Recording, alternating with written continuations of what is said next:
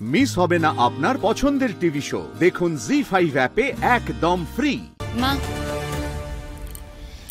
স্কুলে বেরোচ্ছি মা। তোমরা বোধহয় সবাই মিটিংয়ে ব্যস্ত। আরে এতদিন পরে বাড়ি ফিরেছি, মায়ের সাথে একটু কথা বলছি, এর মধ্যে আবার ব্যস্ত অব্যস্তর কি হলো বুঝতে পারছি না। মা, স্কুলে বেরোচ্ছি বলেই বলছি তোমাকে, সব রান্না বান্না না আমার হয়ে গেছে। তুমি একটু তোমার বড় ছেলেকে খাইয়ে দিও, না খাওয়ালে তো ও আবার খেতে পারে না। আসছি। বোমা, এই শোনো তো, বলি যার স্বামী এত অসুস্থ সবে মাত্র বাড়িতে এসেছে, সে তাকে ফেলে স্কুলে যায় কি করে আমি শুনি? এর মধ্যেই তোমার গলা সুর বদলে গেল মা। দেখো, আমি তো কাজে নতুন জয়েন করেছি, তাই এখন ছুটি নেওয়াটা সম্ভব নয়। আমাকে স্কুলে যেতেই হবে। চাকরিটা তো আমার দাদার দয়া। সে যার দয়াই হোক না কেন। হ্যাঁ, দয়া করে হয়তো আমি চাকরিটা পেয়েছি, কিন্তু দয়া করে তো আর চাকরিটা রক্ষা করতে পারবো না। নতুন চাকরি ছুটি পাওয়া সম্ভব না, সেটা অন্তত তোমাদের বোঝা উচিত। আর স্কুলে 25শে বৈশাখ, সামনেই অনুষ্ঠান, তাই আমাকে আজ যেতেই হবে। আচ্ছা মা, এই বাড়িতে তো আরো লোক আছে, সব দায় কি আমার? আর কারোর কোনো দায় নেই? পলাশ, তোমারও তো দাদা হয়, তা তুমি কি করছো? তুমি সারাদিন তোমার বউয়ের সাথে গল্প করে বেড়াচ্ছ, তাই এটা কি গল্প করার সময়? গল্প তো আর করছো না, আমার নামে কান ভারী করছো। দেখেছো মা কি ধরনের কথাবার্তা বলছে? আমি নাকি ওর নামে কান ভারী করছিলাম? সত্যি কথা বলাকে যদি কেউ কান ভারী মনে করে থাকে তাহলে থাকতেই পারে, আমার কিচ্ছু যায় আসে না। কিন্তু আমার দাদার এই অবস্থার জন্য যে দায়ী সেটা আমাকে জানতে হবে। জানার চেষ্টা করো, বুঝলে?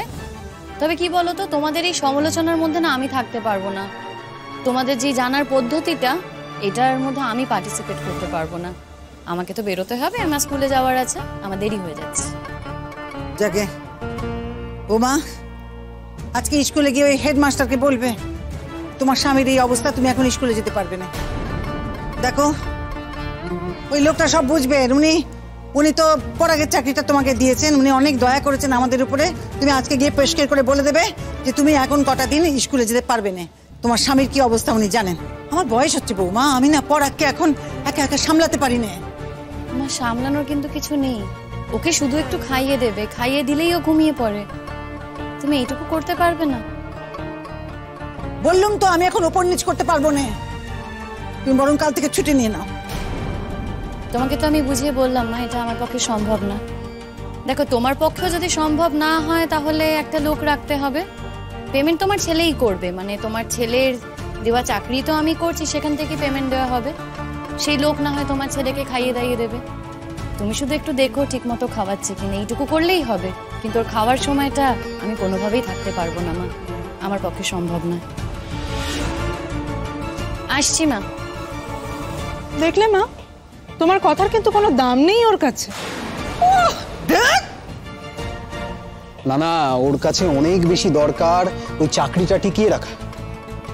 ওর স্বামী থাকলো কি থাকলো না, টিকলো কি টিকলো না, তাতে ওর কিচ্ছু এসে যায় না। কিন্তু ওর মূল উদ্দেশ্য হচ্ছে ওই চাকরিটা টিকিয়ে রাখা মা, সেটা তুমি বুঝতে পারছো তো? জি5 ডাউনলোড করুন আর সব এপিসোড দেখুন একদম ফ্রি।